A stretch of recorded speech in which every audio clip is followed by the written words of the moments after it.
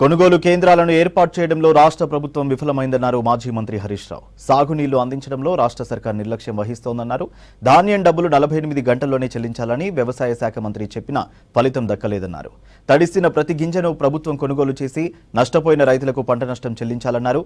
కొన్న పంట డబ్బులను వెంటనే రైతుల ఖాతాల్లో జమ చేయాలని తెలిపారు. సిద్దిపేట మార్కెట్ యార్డులో అకాల వర్షానికి తడిసిన ధాన్యాన్ని పరిశీలించి రైతులను పరామర్శించారు మాజీ మంత్రి హరీష్. ఇప్పటికే కాంటా అయిన సంచులు తడిచిపోయినాయి, కానని సంచులు తడిచిపోయి ఉన్నాయి. ఒక మార్కెట్ లో దాదాపు 500 కుప్పలు ఉన్నాయి. 500 కుప్పలు అంటే 100 లారీల సరుకు తడిచిపోయి ఉంది. ప్రభుత్వం ఇలా రాష్ట్ర వ్యాప్తంగా కూడా ఏ జిల్లాలో చూసినా కూడా వడ్లు కొనడంలో ఆలస్యం అవుతా ఉంది. అందాల పోటీల మీద ఉన్న శ్రద్ధ రైతుల మీద లేకపోవడం సిగ్గుచేటు. ముఖ్యమంత్రి గారు అందాల పోటీల మీద రివ్యూలు పెడుతుండే. ఎంత గొప్పగా అందాల పోటీలు పెట్టాలన్నారు. అందాల పోటీలు కడుపు నింపుతాయా? దేనికోసం? ఆ రోజు ప్రతిపక్షంలో ఉన్నప్పుడు మాత్రం ఊకదంపుడు ఉపన్యాసాలు కొట్టిండ్రు, పొల్లు చేస్తుండ్రు, 5 కిలోల తరుగు తీస్తుండ్రు అని మాట్లాడిండ్రు ఆ రోజు. ఇవాళ రండి ఏం చెప్తున్నారో రైతులు ఒకసారి వినండి చెవులుంటే. ఇలా 5 కిలోల తరుగు తీస్తున్నారు. ప్రతి క్వింటాల్కు 5 నుంచి 6 కిలోల తరుగు తీస్తా ఉన్నారు.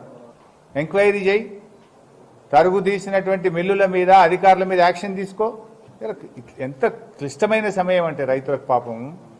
ఒకవైపు రాష్ట్ర ప్రభుత్వం రైతులకు ఇచ్చినటువంటి మాటలు, రైతులకు ఇచ్చిన హామీలు అమలు చేయక, కనీసం కేసీఆర్ గారి ప్రభుత్వం ఇస్తున్నటువంటి పథకాలను కూడా అమలు చేయక చాలా ఇబ్బందుల్లో ఉన్నారు రైతులు.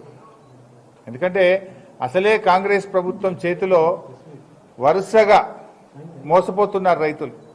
రైతు బంధు రాక, రుణమాఫీ జరగక, రైతు బీమా అమలు చేయక, తరుగు పేరు మీద కోతలు, తడిసిన ధాన్యంతో తిప్పలు. ఇవాళ ఎట్లయిపోయిందంటే వాళ్ళ పరిస్థితి పాపం చాలా ఇబ్బందికరంగా ఉంది రైతుల పరిస్థితి. ప్రభుత్వం నుంచి కనీసం ఒక ధైర్యం చెప్పే మాట వస్తుందేమో, ఏదైనా ప్రభుత్వం ఉపశమనం కల్పిస్తుందేమో, ప్రభుత్వం ఏమైనా చర్యలు తీసుకుంటుందేమో అని ఎదురు చూస్తున్నటువంటి రైతులకు తీవ్ర నిరాశ మిగులుతా ఉంది.